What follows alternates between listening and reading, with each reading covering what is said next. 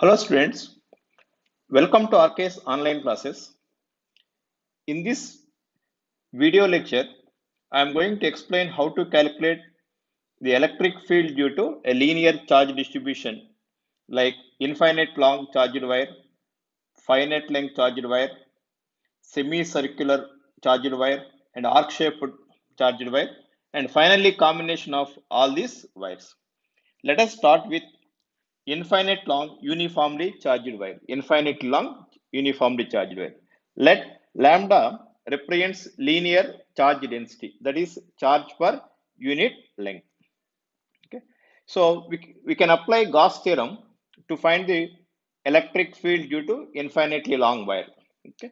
So construct a Gaussian surface which is of shape cylinder, and if E is the electric field on the surface of the cylinder, dA is the small surface area. Okay. So E dot dA represents the electric flux. Okay. So we know that according to Gauss law, the surface integral of E dot dA is equal to 1 by epsilon naught times the charge enclosed. Okay. So we know that electric field is constant on the curved surface, whereas the electric field in the cross-sectional surface is 0 because the angle between E dot dA is 90. So the total surface through which the flux flowing is 2 pi r h, the surface area of the cylinder, which is equal to 1 by epsilon naught times charge per unit length multiplied by length. Length is nothing but h in this case. In this case, h. So the electric field due to a line charge, the density of infinite length is E is equal to lambda by 2 pi epsilon naught r. That is, if you plot a electric field versus r, it is hyperbola. Okay. So in the second case, let us find the electric field due to a finite length uniformly charged wire or rod. Let lambda is the linear charge density, charge per unit length. Okay. Now consider a small element of this wire whose length is dx, whose charge is dq, a distance x from the O. You have to find electric field a distance r from the wire. So you can divide this into x-axis and y-axis. Okay. At point P, you say horizontal is x direction, vertical is y direction. So the electric field due to small element, is dE is equal to, according to Coulomb's law, 1 by 4 pi epsilon naught dq by root of r square plus x square whole square. This is the electric field due to small element. Okay. Of course, we can calculate cos theta, and charge on the small element is dq is equal to lambda into dx, and from the diagram x is equal to r tan theta and dx is r secant square theta d theta.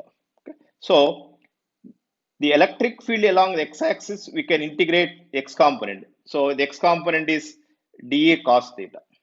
Okay.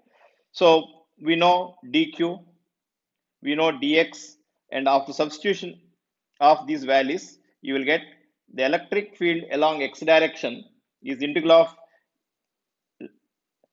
lambda by 4 pi epsilon naught r into integral of cos theta d theta. And what are the limits? Okay, here you look at this diagram.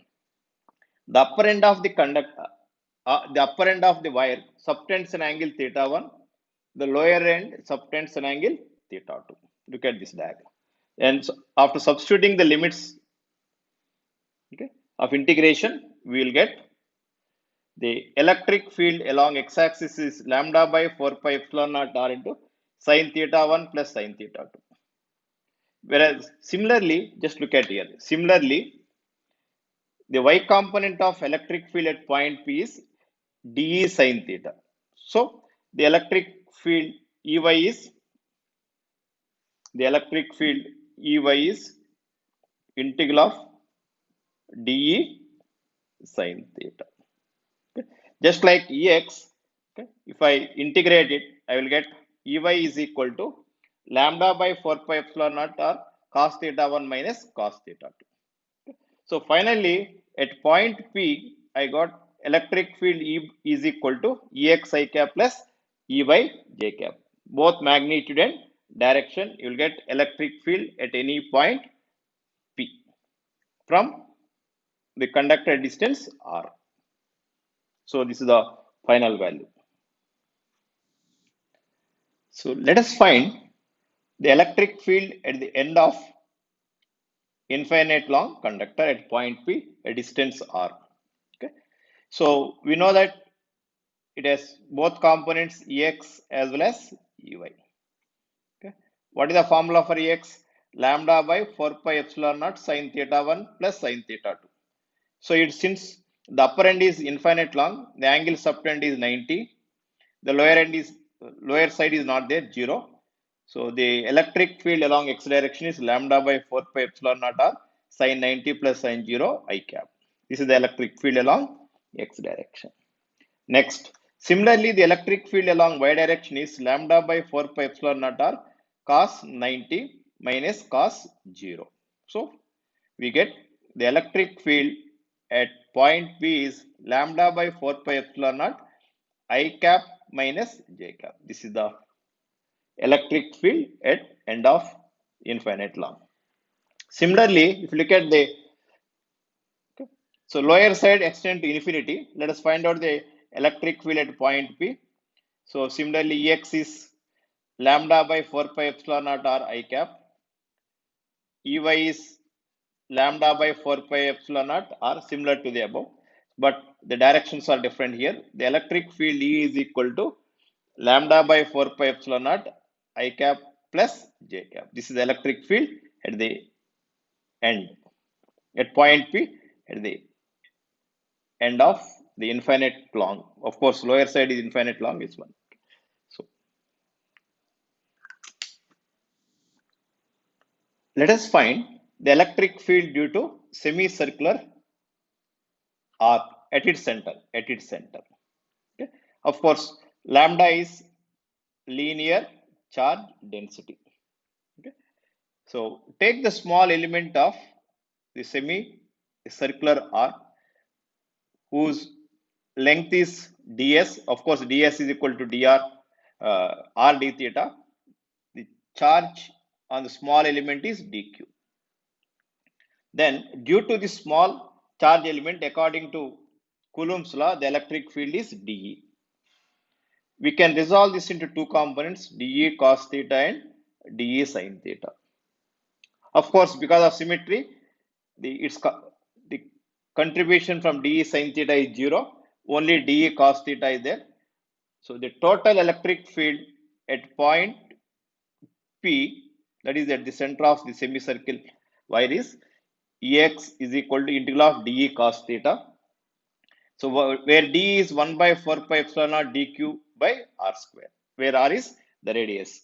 Then, but dq is equal to lambda into ds. ds is r d theta, and substitute the limits. So minus pi by 2 to plus pi by 2, and 1 by 4 pi epsilon naught lambda r d theta cos theta by r square. So if we, after integration of this, we get the electric field which is along x direction lambda by 2 pi epsilon naught r I cap. This is the electric field at the center of a semicircular wire. Direction is along x direction. Okay. Similarly, let us find the electric field at the center of an arc which upper end subtends an angle theta 1, the lower subtends an angle theta 2, of course, at point P. P is the center of this arc, and lambda is linear charge density. So same thing, take a small element and calculate the electric field along x direction and y direction, and after integration we get Ex is equal to lambda by 4 pi epsilon naught r sin theta 1 plus sin theta 2 I cap. Similarly, the y direction lambda by 4 pi epsilon naught r cos theta 1 minus cos theta 2 j cap. Okay. So along electric field along x direction and y direction, and resultant electric field is Ex I cap plus Ey j cap. So these are the two important formulas to find electric field along x and y directions of a linear charge density of arc shape. So let us find the electric field at the center of a U-shaped uniformly charged wire. Of course, this end is extend to infinity. This end also extend to infinity. Okay. So we'll divide this into three parts. Part 1, part 2, both are linear. Part 3 is circular. Now we know that the electric field due to a linear part. Let us say first we'll calculate electric field due to first one. Okay. So lambda by 4 pi epsilon naught I cap plus lambda by 4 pi epsilon naught r minus j cap. Already we derived the formula for it. Just apply the formula. Okay. That is E1 x E1 y. The electric field due to the segment 1. Similarly, the electric field due to segment 2 is lambda by 4 pi epsilon naught minus psi cap, that is this one.